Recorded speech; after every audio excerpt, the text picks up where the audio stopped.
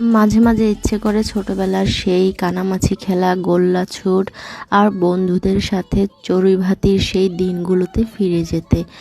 সবার ঘর থেকে এক মুঠো চাল, ডাল আর দুটো আলু মাকে আড়াল করে নিয়ে এসে এই যে জঙ্গলে বসে বা বনে বাদারে বসে চড়ুই ভাতি আমরা সবাই কম বেশি করেছি ছোটবেলায়।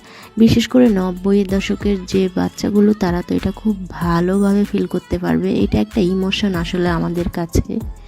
তো আজকে আমার সেই ছোটবেলার চড়ুই ভাতির ভূত মাথায় চাপলো। হঠাৎ করে একটা খিচুড়ি মিক্স বাসায় ছিল, সেটা থেকে 1.5 পোর চাল নিয়ে এসে আমি আমার একটা চুলায় এখানে রান্না চড়িয়ে দিলাম। আমার আপুরা ভাগ্নিরা ঈদের জন্য বেড়াতে আমাদের বাড়িতে আছে, তো ভাগ্নিদের সাথে ভাবলাম যে এই চড়ুই ভাতির অনুভূতিটা শেয়ার করি, ওদেরকে বোঝাই যে আমরা ছোটোবেলায় কীভাবে করতাম।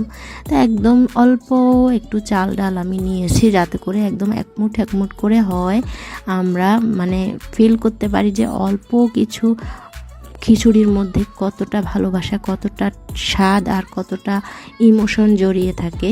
তো আমরা সেটাই করলাম। অল্প এক চামচ খিচুড়ি আমাদের সবার পাতে আমরা নিলাম, আর সবাই মিলে বসে একসাথে এই খিচুড়িগুলা খেলাম।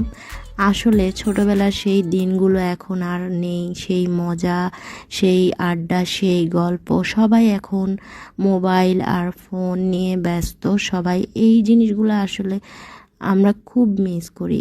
এই যে সবাই আমরা হচ্ছে একদম আগের 90-এর দশকের মতো মাটিতে ওদেরকে আমি বসিয়ে দিয়েছিলাম।